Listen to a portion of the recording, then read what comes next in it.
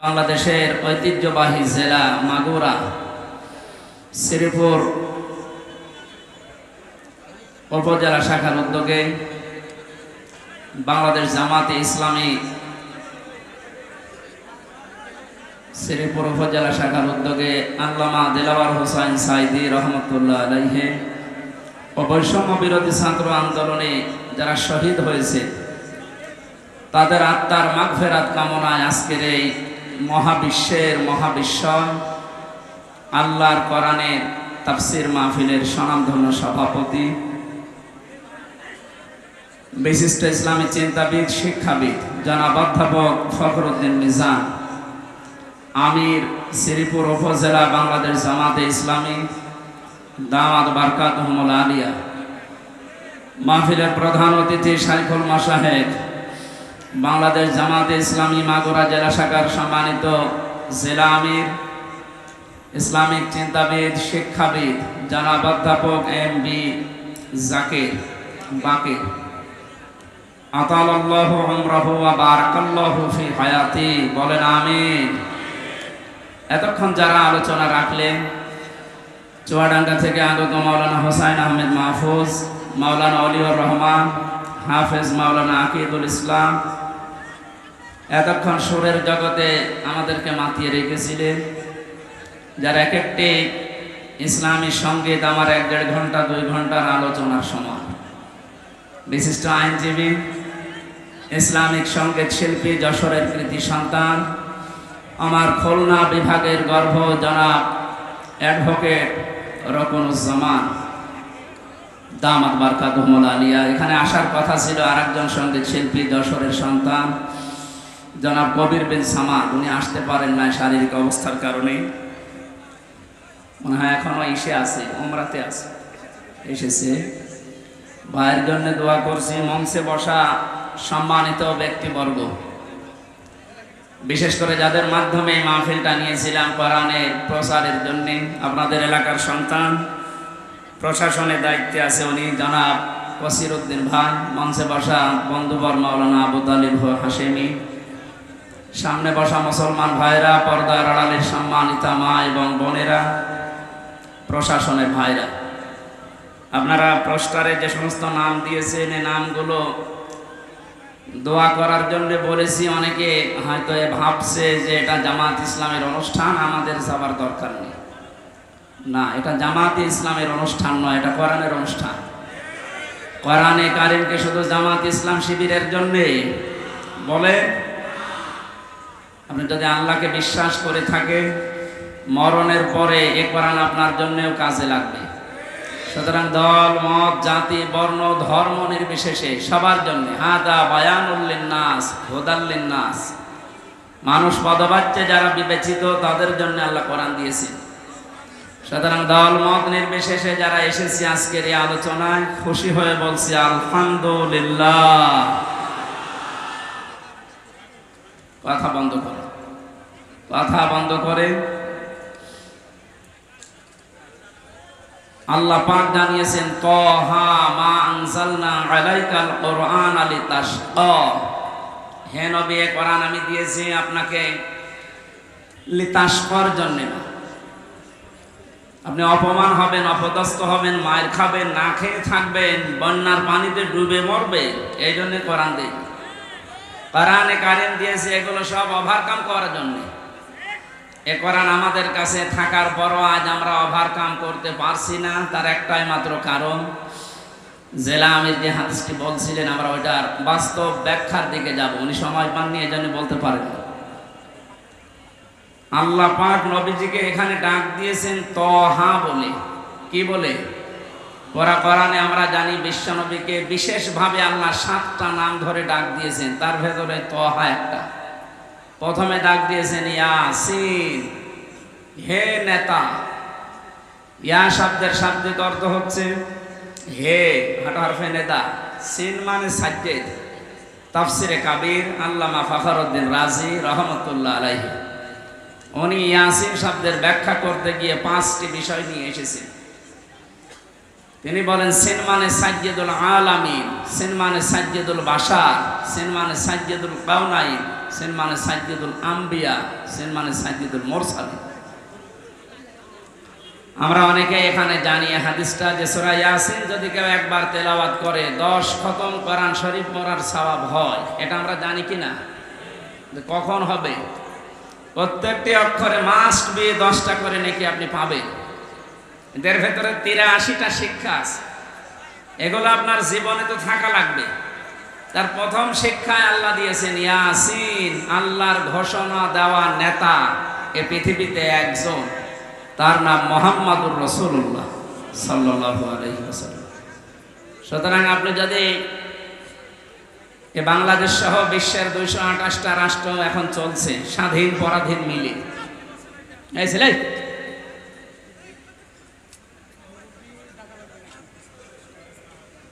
আপনি তো শুনতে তো পাচ্ছেন না, দেখতে পারলে দেখেন কত মানুষ রোদে দাঁড়িয়ে আছে, তাও তো শুনছে। আর আপনি আরামে আছেন, তারপরে ডিস্টার্ব করেন। কথা বলবেন না ভাই, ইশারায় কাজ করেন। আর ভলেন্টিয়ার কই, কারা কি করে? বললাম যে কথা বলবেন না, ইশারায় কাজ করেন। এ পৃথিবীর জমিনে কেউ যদি বাস না করে বলে আমি মঙ্গল গ্রহে বাস করব, চাঁদের দেশে বাস করব, সেখানেও নবীকে আপনাকে নেতা মানা লাগবে। ইয়াতানাজ্জালুল আমরু বাইনাহুন্না, প্রত্যেকটি জগতে আল্লাহর গ্রহে নক্ষত্র যেখানে আছে সৃষ্টি, ওখানে আল্লাহর বিধিবিধান আল্লাহ নাজিল করছেন তাদের মতো করে। যেহেতু পৃথিবীতে আমরা মানুষ বাস করি, এই জন্য আমাদের জন্য আল্লাহর বিধান যেটা আছে তার ভেতরে ইয়াসিন এই 6666টি আয়াতের ভেতরে আছে না নেই? সিদ্ধান্ত নিয়ে বাড়ি যাবেন, আল্লাহর নবী বাদ দিয়ে কাউকে আমরা নেতা আদর্শ মানি না। এটা কিন্তু নামাজের মতো ফরজ। অনেকে আজকে রাজনীতি মনে করে, দুনিয়ার হিসাব মনে করে চলে যায়। না, এটা দুনিয়ার বিষয় না, এটা আখিরাতের সাথে সম্পর্কিত। এখানে বাস না করে কেউ যদি মঙ্গল গ্রহে বাস করে, সেখানেও মুহাম্মাদুর রাসূলুল্লাহকে আদর্শ নেতা মানা লাগবে। যেহেতু আল্লাহর ঘোষণা দেওয়া নেতা তিনি। নাকি আমির হামজা ঘোষণা দিয়েছে? কে দিয়েছে? 2 নম্বরে পেয়েছিলাম সাইয়্যিদুল বাশার। বাশার মানে মানুষ।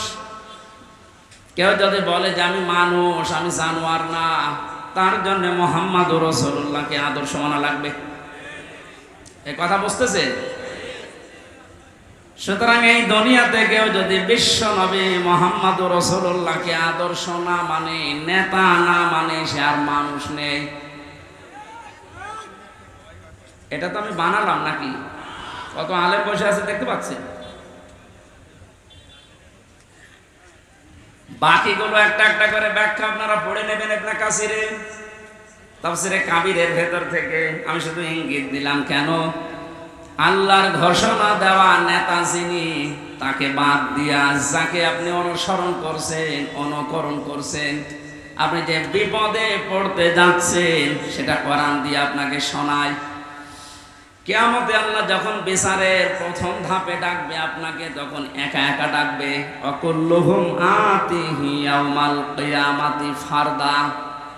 আল্লাহ পাক বলেন কিয়ামতে প্রতিটি মানুষকে আমার সামনে দাঁড় করাবো, স্রেফ একা একা, কেউ থাকবেন আপনার সাথে।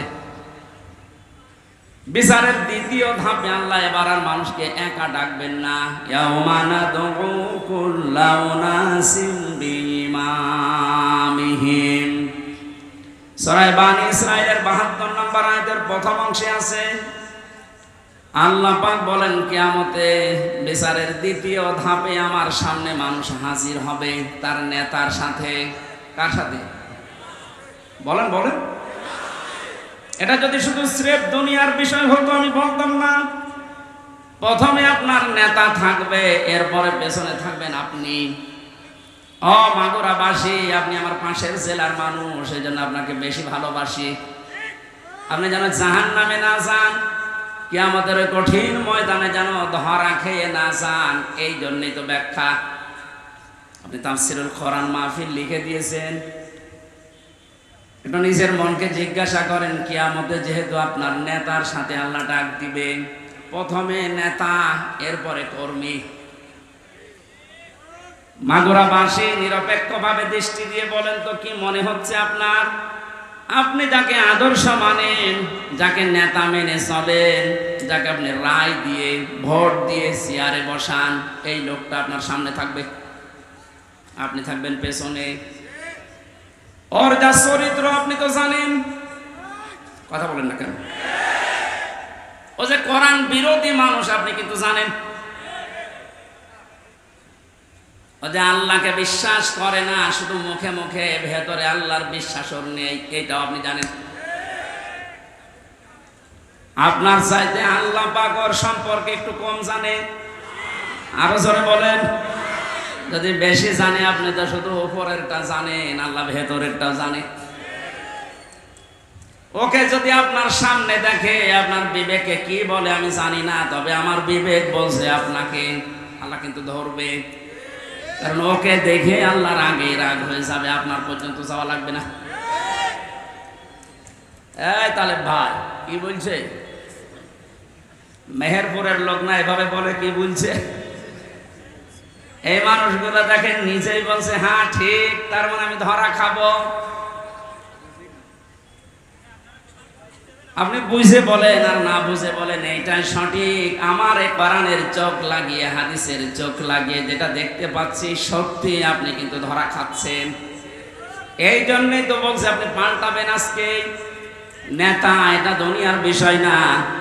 মাইয়াশফা শাফাআতান হাসানাতান ইয়াকুল লাহু নাসীবুম মিনহা ওয়া মাইয়াশফা শাফাআতান সাজ্জিয়াতান ইয়াকুল লাহু কিফলুম মিনহা ওয়া কানা আল্লাহু আলা কুল্লি শাইইন মুকিতা। সূরা নিসার 85 নম্বর আয়াতে আছে, এটা ফি জিলালিল কোরআনে ব্যাখ্যা আছে, আমি শুধু সামারাইজ করে বলছি। আল্লাহ পাক বলেন, কেউ যদি ভালো কাজে সাহায্য সহযোগিতা করে, সুপারিশ করে, একটা লোক ভালো কাজ করে যা পাবে আপনি শুধু সুপারিশ করে তাই পাবেন। এদের ব্যাখ্যায় মুফাসসির লিখেছেন, কিয়ামতে বহু মানুষ উঠবে, তার আমলনামায় লেখা থাকবে জিনার গুনাহ। লোকটা বলবে, মাবুদ আমি বৈধ স্ত্রী নিয়ে সংসার করেছিলাম, আমি জিনা করিনি। তোমারে ফেরেশতারা মনে হয় ভুল করিস। আল্লাহ পাক বলেন, বান্দা আমি জানি তুমি জিনা করনি, কিন্তু তুমি আমার মানুষকে সাপোর্ট দিয়েছিলে, ভোট দিয়েছিলে, রায় দিয়েছিলে, সমর্থন জানিয়েছিলে। যে লোকটা ক্ষমতার চেয়ারে বসে জিনা জারি করেছিল, নাইট ক্লাব চালু করেছিল। কয়েকদিন আগে একটা জরিপ পেয়েছিলাম, শুধুমাত্র ঢাকা সিটিতে 250টা নাইট ক্লাব চলছে। এখানে সব জায়গায় শুধু আল্লাহর জিকির হয়। কি হয় আপনি টের পাচ্ছেন না? এগুলো যারা করেছিল, আপনি তো রায় দিয়েছিলেন, তাদেরকে সাপোর্ট দিয়েছিলেন। এই লোকটা ক্ষমতা পেয়ে, আপনার ভোট পেয়ে, রায় পেয়ে, চেয়ার পেয়ে, এই যে নাইট ক্লাব গুলো চালু করে আল্লাহর জিকিরের পরিবর্তে নাফরমানি চালু করেছে। হাজার লক্ষ লক্ষ সেনা সংগঠিত হয়েছিল। শুধু একা পাবে না, আপনার এই রায়ের কারণে আপনার আমলনামায় ফ্লেক্সি লোড হয়ে যাবে।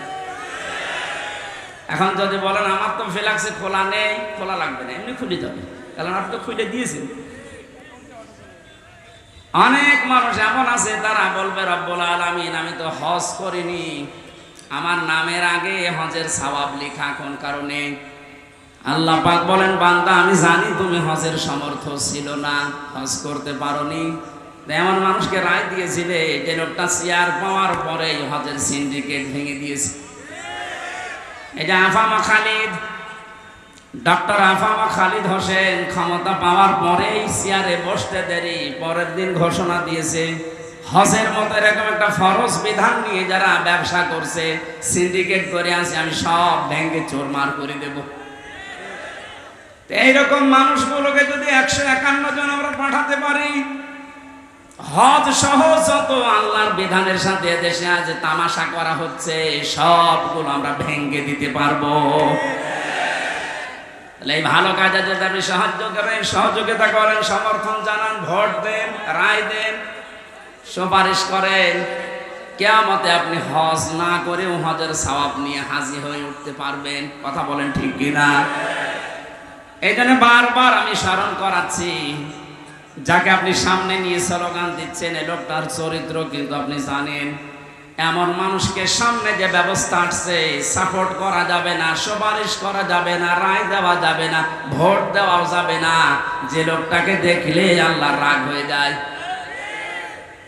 এখানে একটা ছোট্ট কথা বলছি, সূরা ফুরকান 19 নম্বর পারা 4 নম্বর পৃষ্ঠার 15 নম্বর লাইনে আছে, বাড়িতে যে মিলাবেন। কোন মুসলমান ঈমান যাদের আছে, কোন মুমিন 3টা গোনা দুনিয়ায় করতে পারে না হুঁশ থাকতে। এই ভালো করে মিলাবেন, আমি গতানুগতিক কথা বলি না। কোন মুমিন পৃথিবীতে জীবিত থাকতে হুঁশ থাকা অবস্থায় 3টা গোনা করতে পারে না। এই ঘোষণা দিচ্ছে কে? নাকি আমি বানালাম? এবার আল্লাহর ঘোষণা শোনেন, ওয়াল্লাযীনা লা ইয়াদউনা মা'আল্লাহি ইলাহান আখারা ওয়া লা ইয়াকতুলুনান নাফসাল্লাতী হারামাল্লাহু ইল্লা বিল হক ওয়া লা ইয়াজনুন। আল্লাহ পাক বলেন, 1 নম্বরে তারা আল্লাহ বাদে অন্য কাউকে ডাকতে পারে না। এই ছেলে, মাথা খারাপ আপনার? তার কেটে দেন তো সব। এখান থেকে বসবে না, বাইরে যে বলবো হুজুর রাজনীতি করিস। এটা কি রাজনীতি করছি? আল্লাহ বাদে অন্য কাউকে যারা ডাকছে, কোন মুমিন এ ডাক দিতে পারে না। আজ কয়েকদিন ধরে একটা ভিডিও চোখে পড়ছে, জালেমরা তো বিদায় নিয়েছে আমরা দেখতে পাচ্ছি, তো বাংলাদেশে এখন নব্য অনেকেই মুনাফিকের আচরণ আরম্ভ করেছে। আল্লাহর ঘোষণা ছিল কি? কোন মুমিন পৃথিবীতে 3টা গোনা করতে পারে না, করলে সে আর মুমিন থাকে না। 1 নম্বরে আল্লাহর সাথে অন্য কাউকে আপনি ডাকতে পারবেন না। ভিডিওতে দেখলাম একজন, এদেশে অনেক বড় দায়িত্বে আছে, আমি নাম নিলাম না, উনি গৌতম বুদ্ধের প্রশংসা করছে। আল্লাহ বাদে অন্য কাউকে ডাকা যেহেতু জায়েজ নেই, সেহেতু ওই জায়গায় আপনি যা বললেন আপনার ঈমান নেই। মুমিন হিসাবে আপনি যা করলেন আপনার ঈমান নষ্ট হয়ে গেছে। এরকম মানুষ যদি সামনে আসে, আপনি কোনোদিন আপনার রায়, সমর্থন, সুপারিশ, ভোট দিতে পারবেন? তাহলে কাফেরকে দেওয়া হবে। 2 নম্বরে ওয়ালা ইয়াকতুলুনান নাফসাল্লাতী হারামাল্লাহু ইল্লা বিল হক। এই পৃথিবীর ময়দানে আল্লাহর ঘোষণা দেওয়া ব্যতীত আপনি কাউকে অন্যায়ভাবে হত্যা করতে পারবেন না। অথচ এই 5 তারিখের আগ পর্যন্ত আপনি তাকান, ন্যায় অন্যায় কোথায় পেয়েছেন? আমার সামনে কুষ্টিয়াতে 14 জন মানুষকে শহীদ করে দেওয়া হয়েছে। এই হত্যার সাথে টট্টপটন একেবারে উপরের নির্দেশ। যত মানুষ জড়িত, এরা একটা আর মুসলমান মুমিন নেই, বিপরীতটা হয়ে গেছে। এরা যদি সামনে আসে, কোনোদিন সুপারিশ করবেন, রায় দেবেন, ভোট দেবেন, সমর্থন জানাবেন।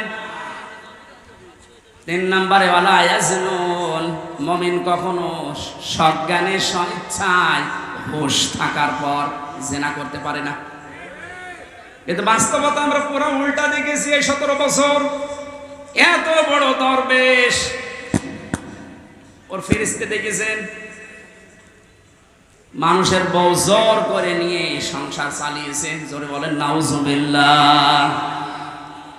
কোরআনে কারীমের সূরা ফুরকানের আয়াত অনুযায়ী এই 3টা গুনাহ কোনো মুমিন করতে পারে না। সুতরাং যারা করছেন আপনারা মুমিন নেই। আর দেশে 96% মুসলমান কোনোদিন আপনাদেরকে সাপোর্টও করতে পারে না। আমি আশা করছি আপনি কথা মেনে নেবেন, কারণ এটা আমার নিজের কথা না, আল্লাহর বক্তব্য। আমি শুধু অ্যাডভার্টাইজ করলাম।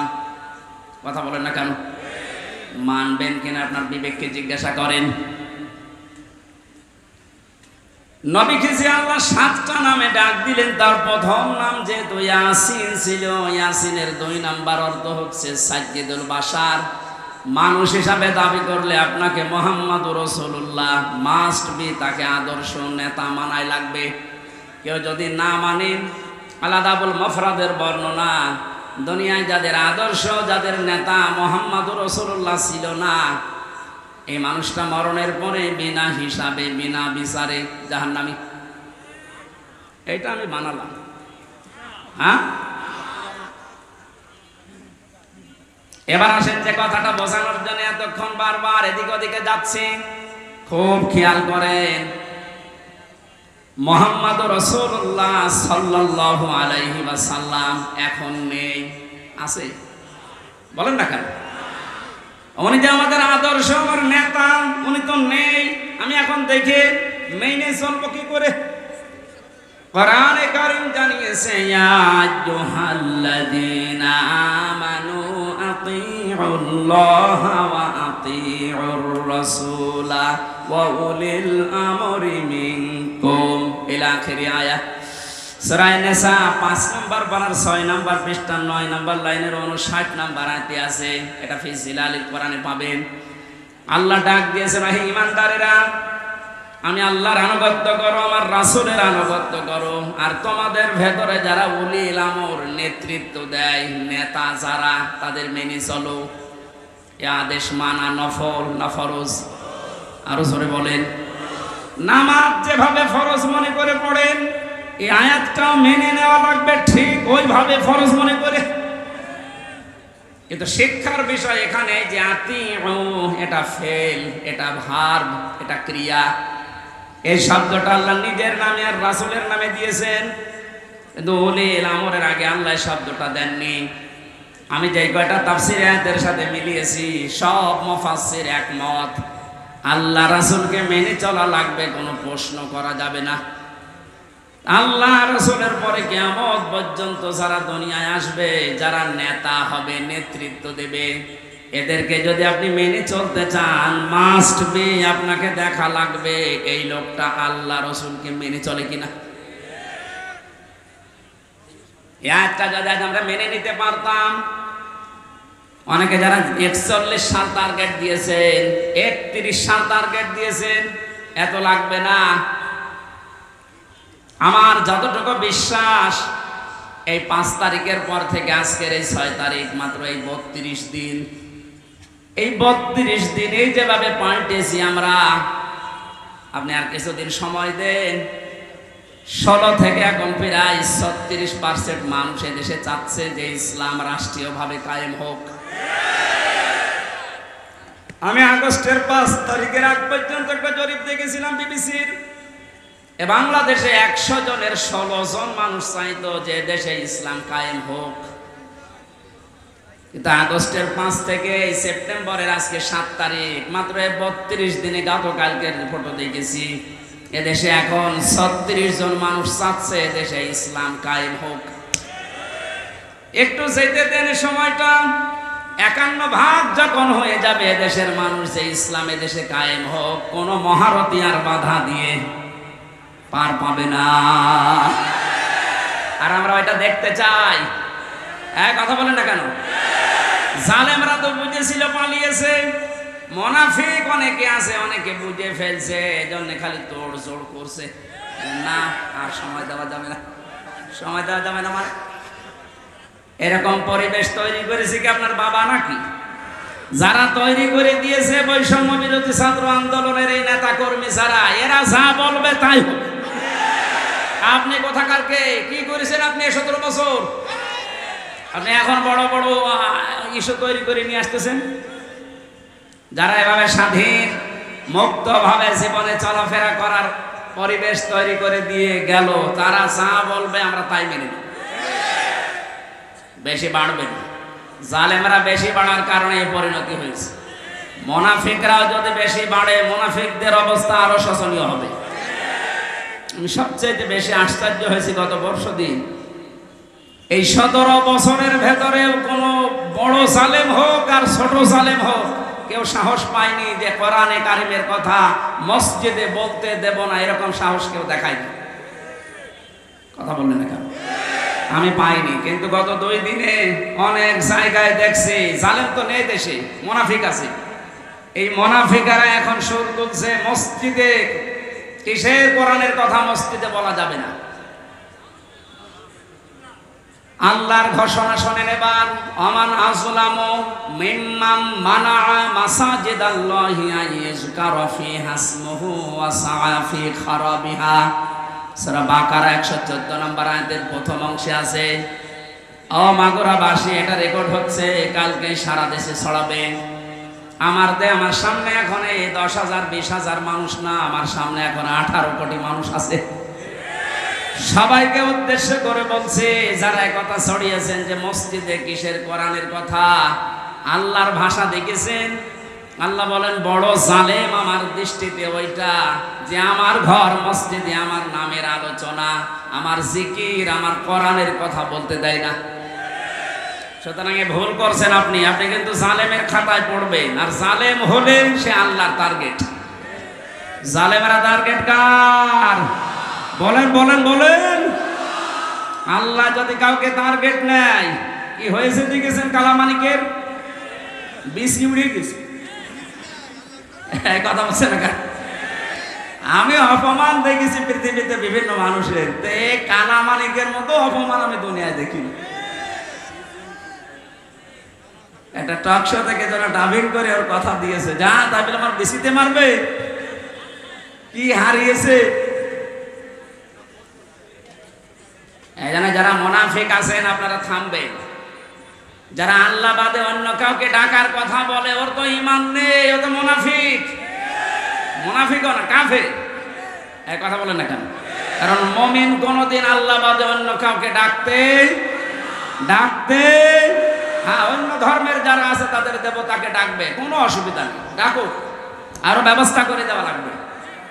কিন্তু আপনি মুসলিম নাম নিয়ে আল্লাহর পাশাপাশি অন্য কাউকে ডাকবেন, আপনার ঈমান থাকবে না, আপনি বেঈমান হয়ে গেছেন। আজ কিছু মানুষ এই যে 96% মুসলমান বাদ দিয়ে বাকি থাকে, আর দেশে অন্য ধর্মের কয় ভাগ? 4 ভাগ। বলেন বলেন। এই 4 ভাগ মানুষকে নিজেদের পক্ষে রাখার জন্যে, আন্তর্জাতিক ভাবে বিভিন্ন মহলকে এটা দেখানোর জন্য ঈমান পর্যন্ত অনেকে বিক্রি করে দিচ্ছে। আমি নিচে নামলাম না, আপনি বোঝার যদি বুঝে নিন। এখানে যে কথাটা আমি ইঙ্গিত দিতে চাচ্ছি, মুহাম্মদ রাসূলুল্লাহ বাদ দিয়ে অন্য কাউকে যে মানুষগুলো আদর্শ মেনে আছেন, আপনি ভুল পথে আছেন। কিয়ামতে আপনি যে ধরা খাবেন, আপনি নিজেই স্বীকার করবেন। সুতরাং এখনই আপনি ফিরে আসবেন। ফিরে আসবেন কিনা বলেন তো? ফিরে আসবেন।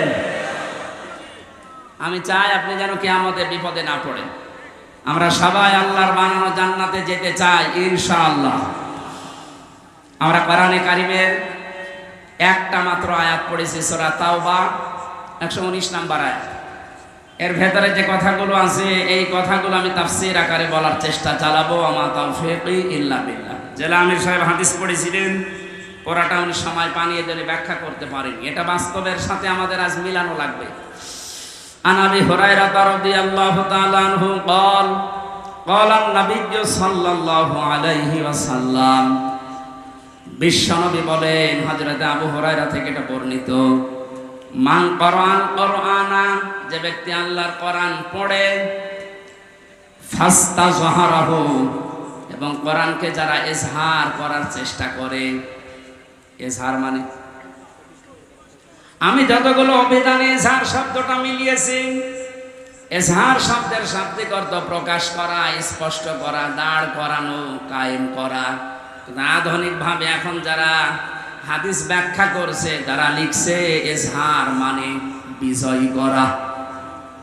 কোরআন যারা এদেশে আমরা পড়ছি, আমরা যদি এই মানুষগুলোই কোরআনকে বিজয়ী করার জন্য চেষ্টা চালাই, ফাআল্লা হালালাহু ওয়া হারামা হারামাহু, এর ভেতরে বর্ণিত হালালকে হালাল জেনে মেনে নেওয়া, হারামকে হারাম জানার পরে ছেড়ে দেওয়া, আদখালাহুল্লাহুল জান্নাহ, নবীজি বলেন আল্লাহ তাকে জান্নাতে দিয়ে দিয়েছে।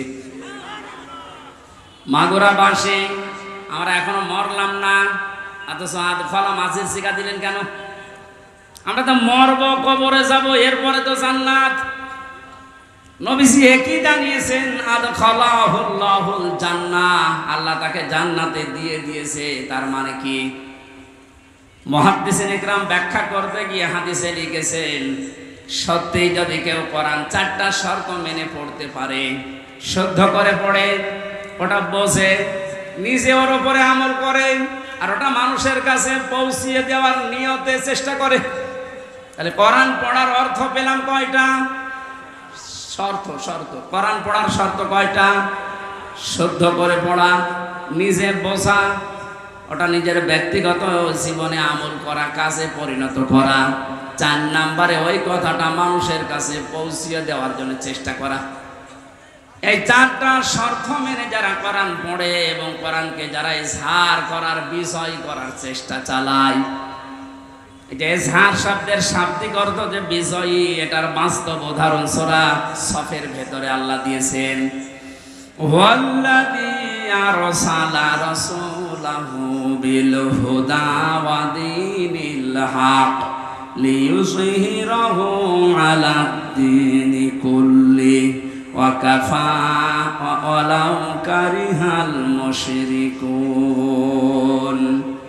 আল্লাহ বলেন, তিনি সে আল্লাহ যিনি তার রাসূলকে সত্য দিন দিয়ে, জীবন বিধান দিয়ে দুনিয়াতে পাঠিয়েছেন। উদ্দেশ্য তার একটাই, লিইয়ুযহিরাহু আলাদ দীনি কুল্লি, যত রকমের বিধান দুনিয়াতে আছে, মানুষের তৈরি করা নিয়ম নীতি, সবগুলো পেছনে ফেলে দিয়ে আল্লাহর কোরআনকে, ইসলামকে তিনি বিজয়ী করবেন। জোরে বলেন সুবহানাল্লাহ।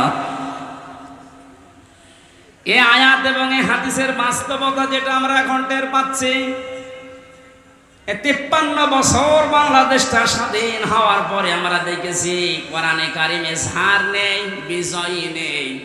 এই কারণে আমরা অনেকেই কিন্তু হালালকে হালাল জানার পরও মানতে পারছি না। দেশে এরকম জায়গা নেই, কথা বলেন। হারামকে হারাম জানার পরও আমরা ছেড়ে দিতে পারছি না। ঘুষ দিয়ে চাকরি করা হালাল না হারাম? আরো জোরে বলেন।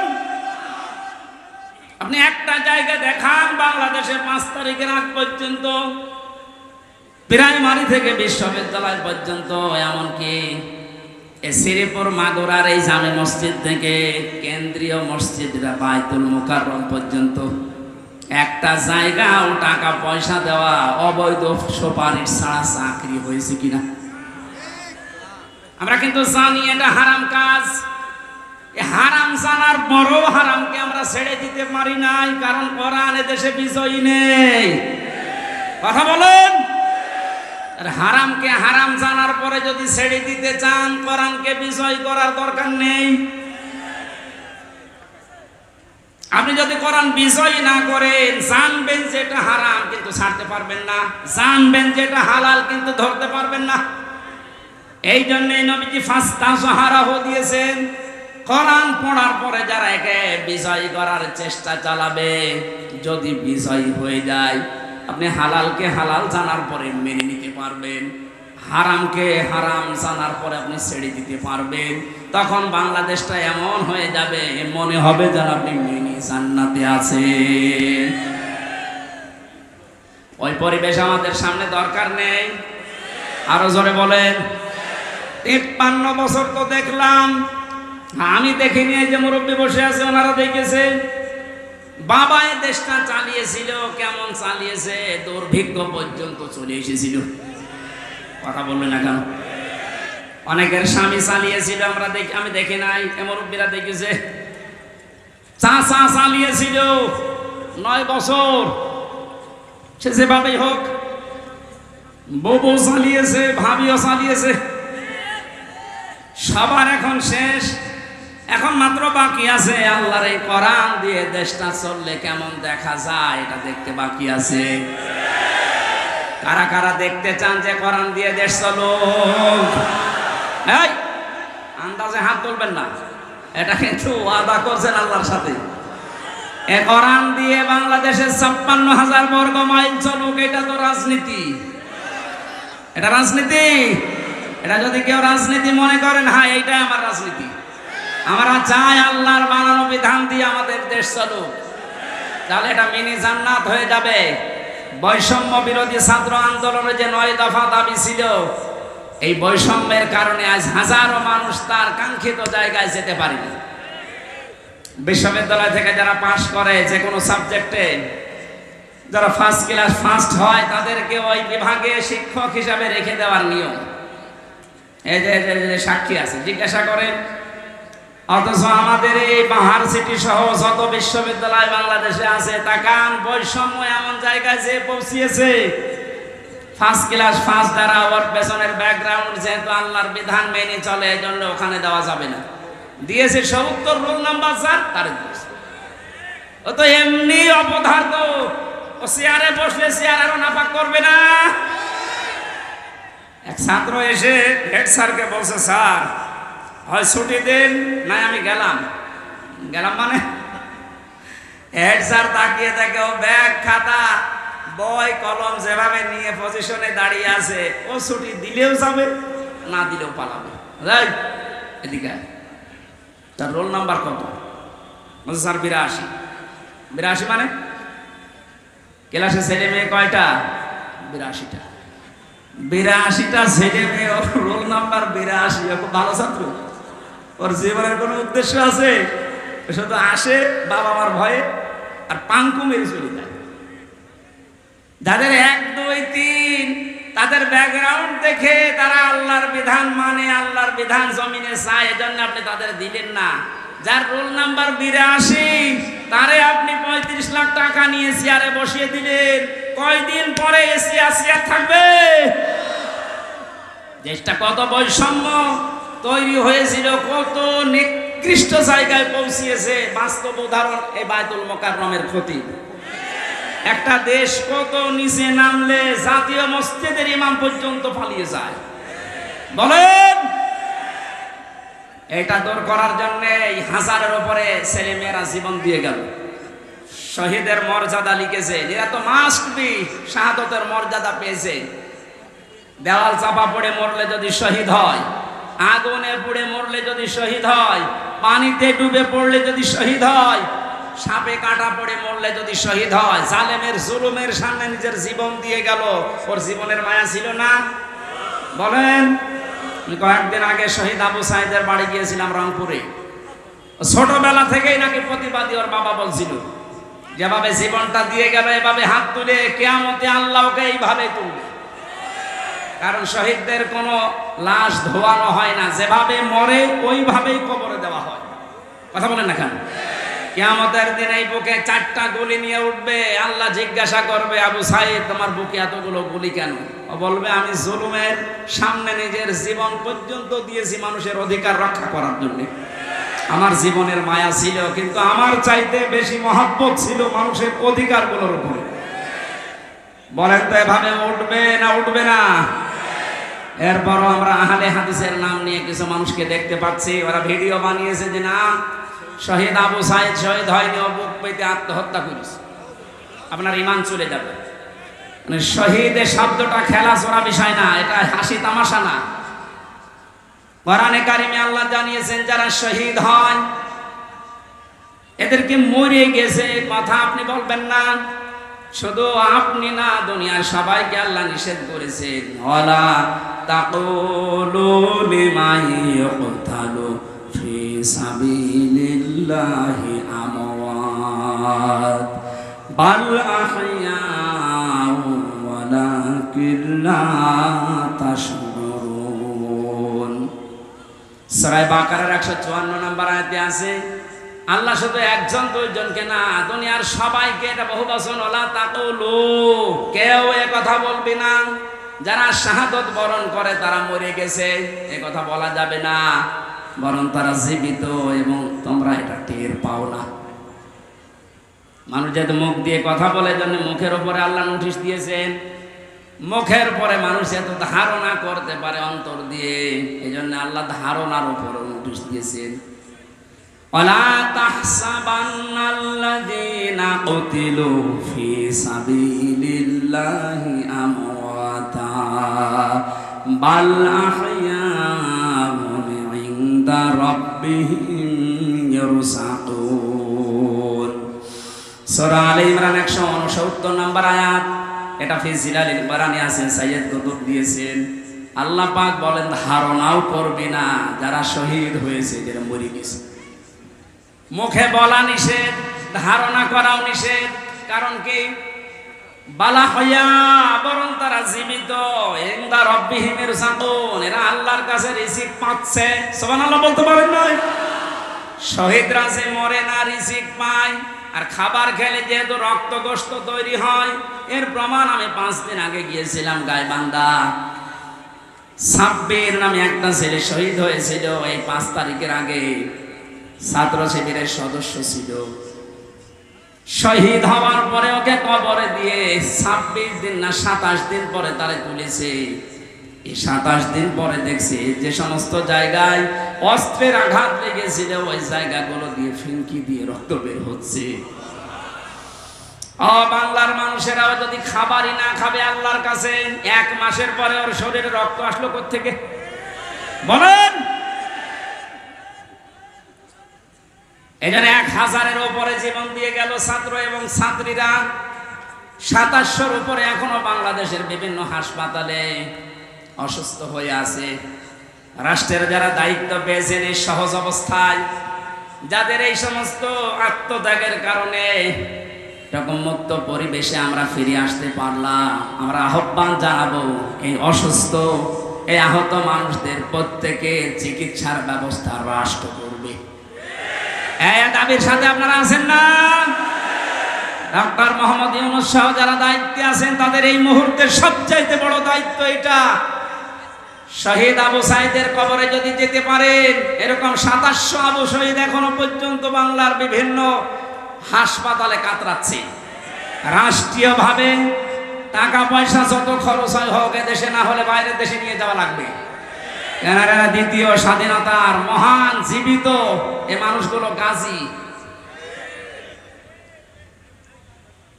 53 বছর আগে যারা শহীদ হয়েছে এ দেশের জন্য, তাদের যদি ভাতা দেওয়া যায়, মাত্র এই 1 মাস 2 দিন আগে যারা শহীদ হয়ে গেল, এদের কিছু করা যাবে না? বৈষম্য বিরোধী ছাত্র আন্দোলনে যারাই ছিল, আমরা প্রত্যেকের সুচিকিৎসার ব্যবস্থা নিশ্চিত করতে চাই রাষ্ট্রীয়ভাবে। এবং যারা মারা গেছে তাদের যে সম্মান দেওয়া দরকার, আল্লাহ এবং রসুলের পক্ষ থেকে যেটা এসেছে, কোনোদিন এ কথা মুখে উচ্চারণ করবেন না ও মরে গেছে, মনে মনে ধারণাও করবেন না যে মরে গেছে। এত বড় কঠিন হুঁশিয়ারি দিয়েছেন আল্লাহ কোরআনে কারিমে শহীদদের পক্ষে। ওনাদের যে দাবি ছিল সংস্কার, আমি এ কোরআনের মাহফিলের মাধ্যমে সারা বাংলাদেশের মানুষকে আহ্বান জানাতে চাই, সংস্কার যখন আরম্ভ হয়েছে 1628 জন মানুষকে সংস্কার করা লাগবে এখন। কারণ এই মানুষগুলো জালেমদের সহযোগী ছিল। এই কথা বলেন না কেন? 1628 জন মানুষ আপনি তালিকা করেন, দেখবেন এরা সবগুলো জালেমের প্রত্যক্ষ সহযোগী ছিল। জালেমের একা এই জুলুম করা সম্ভব ছিল না, এদেরকে সাথে নিয়ে করেছিল। এদেরকে নেওয়ার কারণে এদের এই বিভাগগুলো পর্যন্ত আজ মানুষের কাছে ঘৃণিত। এই যে পুলিশ, সব কি খারাপ? এই মাত্র কয়েকটা কোলাঙ্গারের কারণে আজ পুলিশ প্রশাসনের উপরে মানুষের এত রাগ। আমার বাড়ির নিচতলায় পুলিশ ভাড়া ছিল, 5 তারিখের পরে সকালে যেয়ে দেখছে ঘর তালা মারা। ওদের কোথায় গেছে আল্লাহ জানে, আর আসতেছে না। এই বাহিনীর উপরে আবার আস্থা ফেরানোর জন্য ওনারা চেষ্টা চালাচ্ছে। সবাই খারাপ না, যেই কয়জনের কারণে এই যে হারুন 3 ইঞ্চি, ওরা আসলে 3 ইঞ্চি করা লাগবে।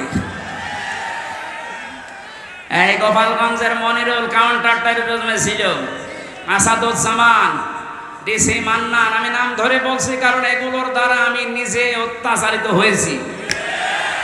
এই মাদারীপুর ট্যাকের হাটের আমার মামলার আয়ু আসামি মিজানুর রহমান, আমার ধরার পরে আমার বাবার কাছ থেকে 10 লক্ষ টাকা নিয়েছে, বলেছে নাই 100টা মামলা দেব। আমার বাবা গ্রাম্য মানুষ, সঙ্গে সঙ্গে 8 লাখ টাকা দিল। যে সমস্ত জায়গাতে ধার করেছিল ওই ধারগুলো এখন আমার শোধ দেওয়া লাগে।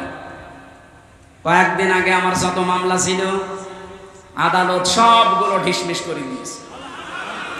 আদালত মামলা দেখে বলছে আমি কি দিয়ে বিচার করবো, এর কোনো মাল নেই।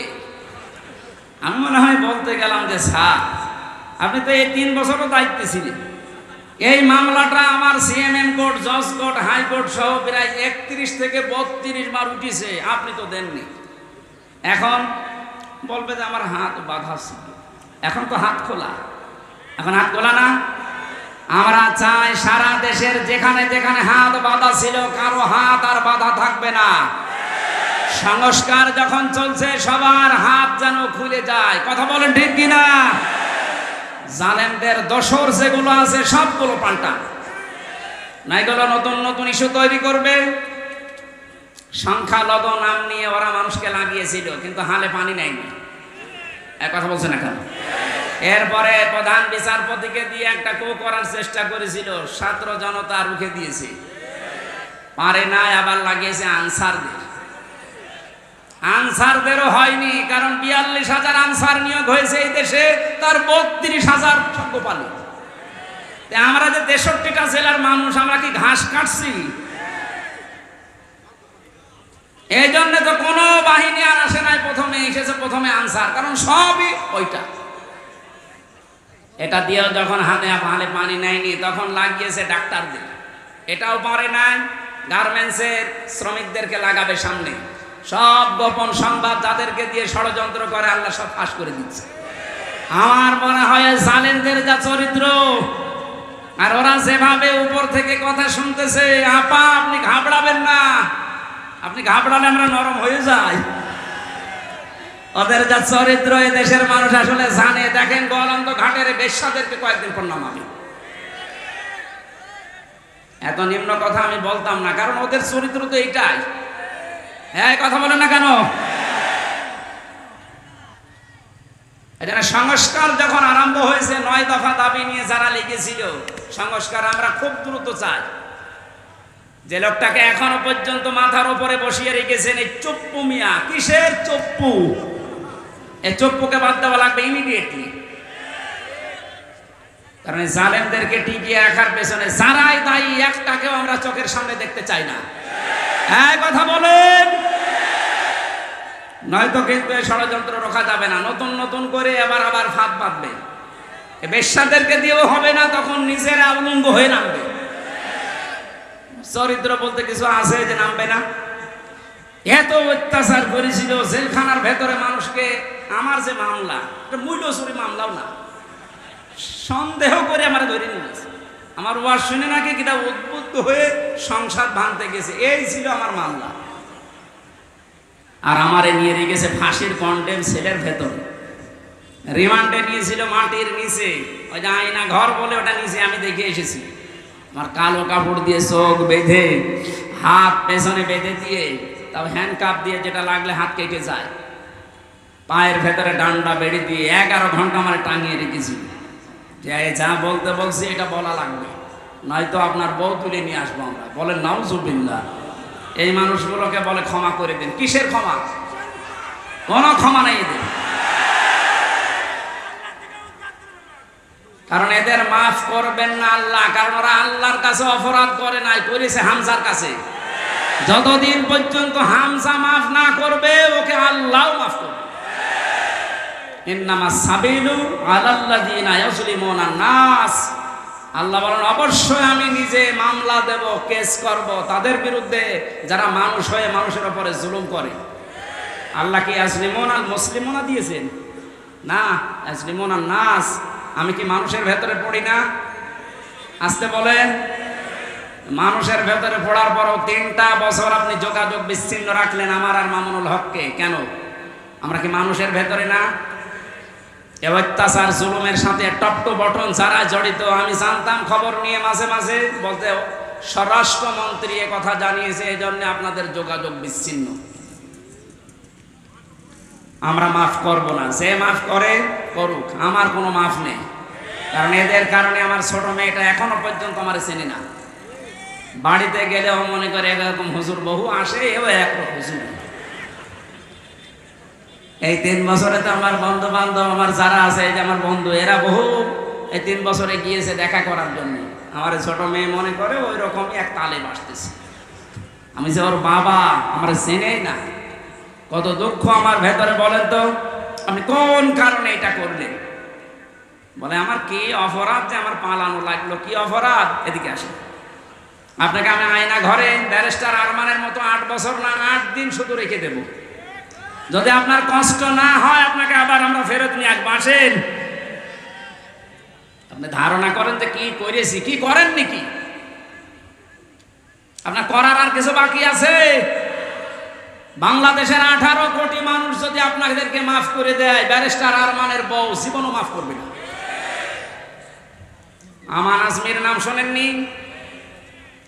একটা ব্রিগেডিয়ার জেনারেল, সেনাপ্রধান হওয়ার সব যোগ্যতা তার ভেতরে ছিল, আর তাকে 8-9 বছর মাটির নিচে কবরের ছেলে রেখে দিয়েছে। আপনি কি মানুষ? আর এরপরও বলে আমার কি অপরাধ, কি অপরাধ যদি দেখতে চান আসে, আপনাকে আমরা হাতে কলমে দেখাচ্ছি।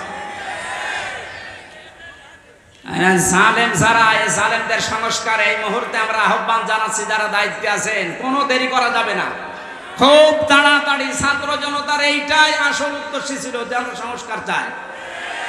এখন আবার নতুন করে অনেক জালেম মুনাফিক যারা, এরা আবার এই বৈষম্য আরম্ভ করেছে। এই সংস্কারকে যারা রুখে দিতে চাচ্ছে, যে সমস্ত জায়গায় সংস্কার হওয়ার দরকার 5 তারিখের পর থেকে অনেক জায়গায় আরম্ভ হয়েছিল, এই মুনাফিকরা আবার ওই জায়গাগুলো চালু করেছে। এমন এমন জায়গায় টোল নেওয়া আরম্ভ করছে, কিয়ামত পর্যন্ত মনে হয় টোল নিয়েই যাবে। অথচ ওই ব্রিজের টোল নেওয়া আরো 80 বছর আগে বন্ধ করার দরকার ছিল। কথা বলে না কেন? এরকম সব জায়গায় আমরা এখন দেখতে পাচ্ছি আবার এই জালেম তো আর নেই, মুনাফিকরা আবার এই মাথা ছাড়া দিয়ে উঠতেছে। এখানেও সংস্কার করা দরকার। কারো বাবার জন্য দেশটা আমরা এভাবে মুক্ত করি না, যার জন্য করেছি, যার রহমতে দয়ায় তার বিধান দিয়ে আমরা এই দেশটা চালাতে চাই ইনশাআল্লাহ। আমরা যেন গজবে না পড়ি, বিপদে না পড়ি, মুসিবতে না পড়ি, বিশ্ব যেন আমাদের দিকে ভালো নজরে তাকায়, সেই কথাগুলো আজকের তেলাওয়াতকৃত আয়াত সূরা তাওবার 119 নম্বর আয়াতে আছে। আপনাদের কষ্ট হচ্ছে? জবান খুলে এবার কোরআন থেকে শোনার জন্য পড়েন। আউযু বিল্লাহি মিনাশ শাইতানির রাজিম। বিসমিল্লাহির রহমানির রহিম।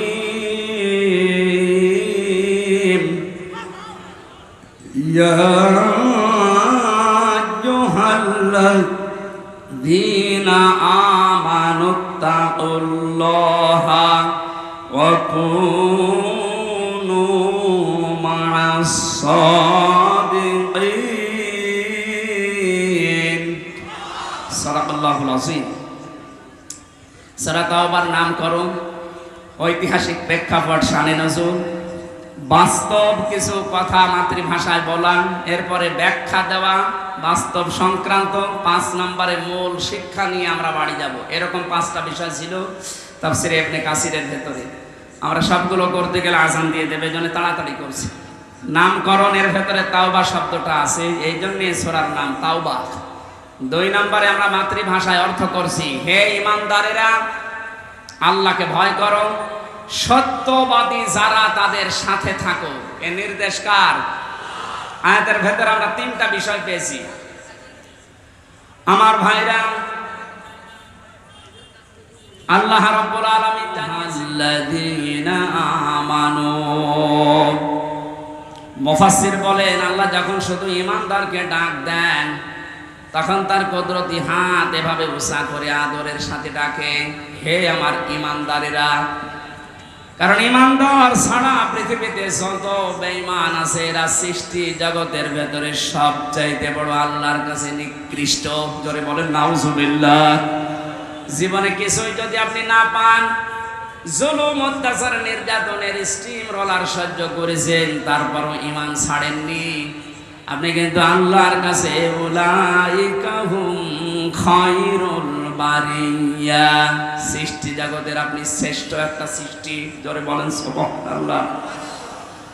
সিস্টেম অপর পৃষ্ঠায় আছে, কোন মানুষ যদি ঈমান না আনে, যত বড় জায়গায় থাক, আল্লাহর দৃষ্টিতে উলাইকা হুম শাররুল বারিয়া, এরা আল্লাহর কাছে সবচাইতে বড় নিকৃষ্ট সৃষ্টি। জোরে বলেন নাউজুবিল্লাহ।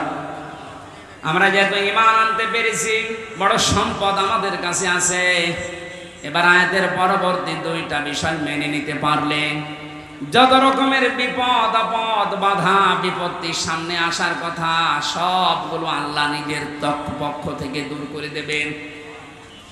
কোরআনে কারিমে আয়াতের ব্যাখ্যায় পেয়েছি আমি, ওয়াজাহিদু ফিল্লাহি হাক্কা জিহাদি হুয়া জিতাবাকুম ওয়া মা জাআলা আলাইকুম ফিদ-দীনি মিন হারাজ ইলা আখিরি আয়াত। সূরা হজের ৭৮ নম্বর আয়াতের মাঝের অংশে আছে আল্লাহ পাক বলেন, যেভাবে চেষ্টা করা দরকার, সাধনা করা দরকার, জিহাদ করা দরকার, আমি আল্লাহর জন্য ওইভাবেই চালাও। তোমাদেরকে আমি আল্লাহ নির্বাচিত করেছি। ও মাগুরাবাসী, এই যে এজেতেবা মানে নির্বাচিত করা, মনোনীত করা। নির্বাচিত করেন কে? আরো জোরে বলেন। তাহলে নির্বাচিত করা লাগে যার মাধ্যমে, তার নাম নির্বাচন। নির্বাচন করেই মানুষ নির্বাচিত হয়। অথচ 17 বছরের ভেতরে নির্বাচন কি আমরা দেখি নাই? যারা নির্বাচিত হয়েছে নির্বাচন ছাড়া, এরা সব বৈধ না অবৈধ? কথা বোঝেন? নির্বাচনের মাধ্যমে নির্বাচিত হওয়া লাগে। আমরা তো নির্বাচিত হতে পারি নাই নির্বাচনের মাধ্যমে, নির্বাচন ছাড়াই আমরা নির্বাচিত হয়ে গেছি। সুতরাং দেশে যারাই দায়িত্বে ছিল এতদিন, একটাও বৈধ না, সবগুলো অবৈধ। হ্যাঁ, এখানে হুবার ফাইল, জামেলার ফাইল আল্লাহ নিজে। আল্লাহ পাক বলেন, আমি যেহেতু নিজে নির্বাচিত করি লক্ষ লক্ষ নবীর উম্মত থেকে তোমাদেরকে, তোমাদের ভেতরে আবার যাদের ঈমান আছে আমি তাদেরকে কিন্তু আসল ভাবে নির্বাচিত করেছি। বহু নবী পর্যন্ত চেয়েছিল মুহাম্মদ রাসূলুল্লাহর উম্মত হবে, কিন্তু তারা পারে নাই। আমি আল্লাহ তাদেরকে নির্বাচিত করি নাই। হযরত মুসা আলাইহিস সালাম তিনি চেয়েছিলেন, আল্লাহ তুমি নবী বানিয়েছো, খুশি আছি। নবী না বানিয়ে যদি মুহাম্মদ রাসূলুল্লাহর উম্মত আমাকে বানাতে, আমি খুশি থাকতাম। আল্লাহ পাক যেহেতু তাকে নির্বাচিত করেননি, এজন্য তিনি নির্বাচিত হয়ে দুনিয়াতে আর আসবেন না উম্মত হয়ে। একজনকে করেছিলেন, তিনি হযরত ঈসা নবী। তাকে আল্লাহ পাঠাবে ঠিক, কিন্তু নবী করে না, উম্মত করে। আমরা সেই পর্যায়ে আছি, এই নবীর উম্মত আমরা নির্বাচিত। এরপরে আবার আমাদের ভেতরে আছে ঈমান। আল্লাহ পাক বলেন, ঈমানের উপরে থাকতে গিয়ে, আল্লাহর পথে যদি টিকে থাকতে গিয়ে বিপদ আপদ মুসিবত যন্ত্রণা দুঃখ এগুলো আসে, আমি আল্লাহ ওয়া মা জাআলা আলাইকুম ফিদ-দীনি মিন হারাজ। জাআলার ফাইল বা কর্তা সরাসরি আল্লাহ। দিনের উপরে চলতে গিয়ে ইমানদারদের যত বাধা বিপত্তি, যত ঝামেলা আসবে, এগুলো সব আল্লাহ নিজে দায়িত্ব নিয়ে সরিয়ে দেবেন। জোরে বলেন আল্লাহু আকবার। এটার বাস্তব আমরা কিন্তু দেখতে পাচ্ছি। এখন 5 তারিখে আমার মনে হয় আল্লাহ তা একটা কার্যকর করে দিয়েছে বাংলাদেশে। কত রকমের বাধা বিপত্তি, কত রকমের পাহাড় পাথর আমাদের উপরে ছিল, বুকের উপরে। আল্লাহ নিজে দায়িত্ব নিয়ে সব ঘন্টার ভেতরে পাল্টিয়ে দিয়েছে। এমন এমন পাথর আমরা মোড়ে মোড়ে দেখেছিলাম। একটা 30 মিনিটে যখন ঘোষণা হয়ে গেল যে পালিয়ে যাচ্ছে, বিকাল 5টা বাজতে বাজতে সারা দেশের কোনো জায়গায় আর পাথর পেলাম না। কুষ্টিয়ার মোড়ে যে পাথরটা ছিল, বিকাল 5টা বাজতে বাজতে মাটির সাথে মিশিয়ে দিয়েছে বাংলার জনগণ। কত হাজার কোটি টাকা খরচ করে বাংলার এই 64 জেলা 560টা থানার উপরে আপনি এগুলো বানিয়েছিলেন। এই টাকাগুলো দিয়ে যদি আপনি রাষ্ট্রের কাজে লাগাতেন, যার জন্য এগুলো করলেন, একটাও তো কাজে লাগে না, সব মাটিতে শুয়ে আছে। এখন টাকাগুলো আপনার বাবার টাকা ছিল না, টাকা ছিল জনগণের। এই যে জালা, এর ফাইল যেহেতু আল্লাহ নিজে কর্তা, আমার মনে হয় আল্লাহ নিজে এই পাথরটা দায়িত্ব নিয়ে সরিয়ে আমাদের বুককে হালকা করে দিয়েছে। আলাম নাশরাহ লাকা সাদরাকা ওয়া ওয়াদানা আনকা বিজরাক আল্লাযী আনকাযা যাহরাক। আল্লাহ পাক বলেন, হে নবী, আমি আপনার বক্ষকে উন্মুক্ত করিনি, আপনার পিঠের উপরে যে বোঝা ছিল এই বোঝাটাকে আমি আল্লাহ নামাইনি। আমার মনে হচ্ছে আয়াতগুলো আল্লাহ ১৫০০ বছর আগে না, ৫ তারিখে সব নাযিল করেছে। কোরআনের পাখি সেই ১৫ বছর আগে ঘোষণা দিয়ে গিয়েছিল এমন একটা কালো গাঢ় অন্ধকার রাত আমাদের উপরে আসতেছে। মক্ষম ভাবে যদি মোকাবেলা করতে না পারি, সক্ষম ভাবে, তাহলে সুবহে সাদিক হওয়া বড় অসম্ভব। আল্লাহ নিজে দায়িত্ব নিয়ে সুবহে সাদিক আমাদের মাঝে এনে দিয়েছে। এজন্য আমরা যারা ঈমানদার, কোনো ভয় নেই, কোনো চিন্তা নেই। ঈমানদারদের ভয় চিন্তা আল্লাহ নিজের পক্ষ থেকে দূর করে দেয়। এর বাস্তব প্রমাণ শহীদ মীর কাশেম আলী। আমাকে এক কারারক্ষী বলছিল, হামজা ভাই, এই লোকটার যেদিন ফাঁসি হবে মাত্র ৩ ঘন্টা বাকি আছে। আমি বললাম, স্যার আপনার ফাঁসি হবে ৩ ঘন্টা, আপনি এবার প্রস্তুতি নেন। শহীদ মীর কাশেম আলী কারারক্ষী কুতুবউদ্দিন, এই যে রাজবাড়ি বাড়ি, আমার বলছে, হুজুর শেষ পর্যন্ত আমারে ডাক দিয়ে বলে, ভাই আমি ঘুমিয়ে গেলাম, 2 ঘন্টা পরে আমারে ডাক দেবেন। দেখলাম ঠিক ঘুমিয়ে গেছে। 2 ঘন্টা পরে ওনারে ডাকলাম রাত 9টায়, যেহেতু 10টায় একে ওনার ফাঁসি। ওঠার পরে গোসল করে ওযু করার পরে 2 রাকাত নামাজ আদায় করলেন। এশার নামাজ শেষ করে 2 রাকাত নামাজ আদায় করে আমারে বলছে, কারারক্ষী ভাই সাল্লাত শাহজাহানকে ডাক দে, আমি রেডি হয়ে গেছি। কারারক্ষী আমারে বলছে, আমির হামজা ভাই, আমার মনে হচ্ছে উনি শ্বশুর বাড়ি যাওয়ার জন্য ব্যস্ত, অথচ মাত্র 1 ঘন্টা আছে। ও বাংলার মুসলমানের, আপনার কি মনে হয় এই কঠিন পরিস্থিতিতে, অথচ তার ছেলেটা গুম হয়ে আছে, ব্যারিস্টার আরমান, তার স্ত্রী অসুস্থ হয়ে আছে, তার দলের লোক হাজার হাজার পালিয়ে বেড়াচ্ছে, জেল খাটতেছে, 24 ঘন্টা তার দলীয় লোকজন আতঙ্কে আছে। এই অবস্থায় সে বলছে, আমি 2 ঘন্টা ঘুমিয়ে নিলাম, আমারে ডেকে দেন। আপনি বলেন তো ওই সময় কি ঘুম আসার কথা? কেন ঘুম এসেছে? কারারক্ষী বলছিল, ভাই ওনার ঘুম আসলো কি করে, আমার এখনো মাথায় ধরে না। আমি বললাম, আমার ধরেছে। আল্লাহ পাক বলেন, ইন্নাল্লাযীনা ক্বালু রাব্বুনাল্লাহু সুম্মা ইসতাকামু তাতানাজ্জালু আলাইহিমুল মালাইকা। যারা এই কথা দুনিয়ায় বলতে পারে আমাদের রব আল্লাহ, আর এর উপর টিকে থাকতে পারে, আল্লাহ ফেরেশতা নাযিল করে তাদেরকে শুধু সাহায্যই করে না। এটা যেহেতু তাতানাজ্জালু মুজারি, বর্তমান ভবিষ্যৎ, প্রেজেন্ট ফিউচার, মালাকুন না দিয়ে আল্লাহ মালাইকা বহু বচন দিয়েছেন। যারা আল্লাহকে রব বলার পরে সত্যিই টিকে থাকতে পারে ইখলাসের সাথে, তাওয়াক্কুল করে, মাস্ট বি আল্লাহর ওয়াদা আল্লাহ পূরণ করবেই, তাদের জন্য ফেরেশতা আল্লাহ নাযিল করবেই। ফেরেশতাদের এসেছিল তার প্রমাণ, আল্লাহ তাখাফু ওয়ালা তাহজানু। ফেরেশতারা বলতে থাকে, কোনো ভয় পাবেন না, কোনো চিন্তা নেই। কিসের ভয়, কিসের চিন্তা? তাফসীরে ফি জিলালিল কোরআন সাইয়্যিদ কুতুব লিখেছেন, আমাকে যখন ফাঁসি দেওয়া হয়, যে ইমাম এসেছিল কালেমা পড়াতে, আমি ডাক দিয়ে বললাম, আপনি আমাকে কালেমা পড়াবেন, এর জন্য রাষ্ট্র আপনাকে বেতন দেবে, অথচ এই কালেমার দাওয়াত দেওয়ার কারণে আজ আমাকে ফাঁসি দেওয়া হচ্ছে। সুতরাং ইমাম ভালো করে শোনেন, আপনার কালেমা আর আমার কালেমা এক কালেমা না। আল্লাহ তাখাফু ওয়ালা তাহজানু।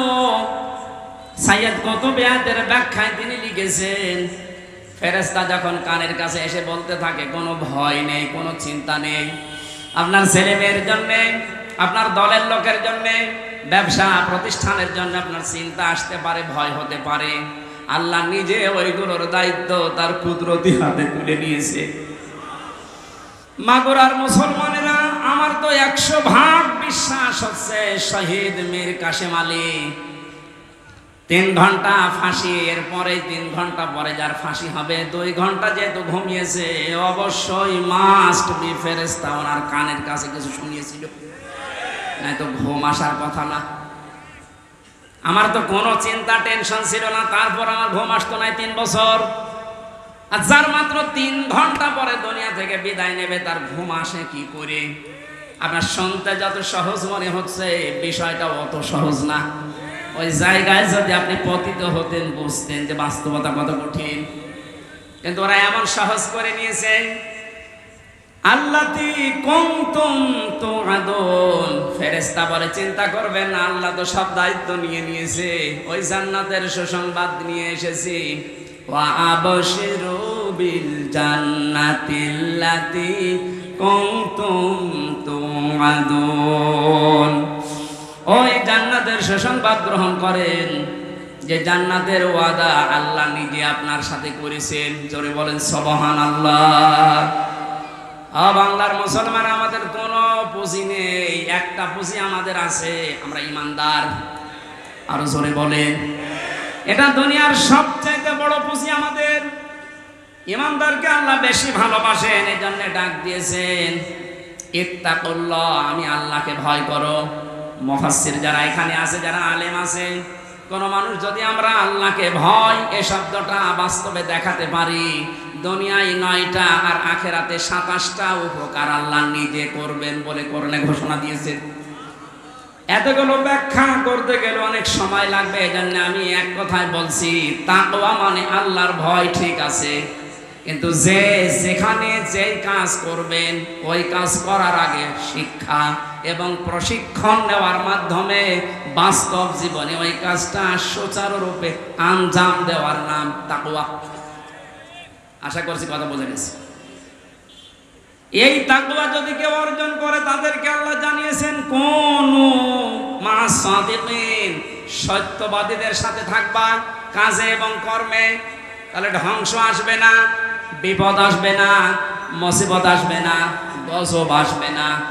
আমরা যেহেতু এখন সত্যবাদীদের সঙ্গে থাকার জন্য আল্লাহর ঘোষণা শুনলাম, মরণের আগ পর্যন্ত আল্লাহর ভাষায় যারা সত্যবাদী তাদের সাথে থাকতে রাজি নেই। আরো জোরে বলেন, আল্লাহর ভাষায় সত্যবাদী কারা?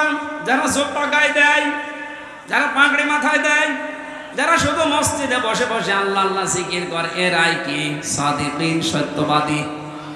এই আয়াতের ব্যাখ্যা আল্লাহ নিজে করেছেন সূরা বাকারা 177 নম্বর আয়াত। আল্লাহ পাক বলেন উলাইকাল্লাযীনা সাদাকু ওয়া উলাইকা হুমুল মুত্তাকুন।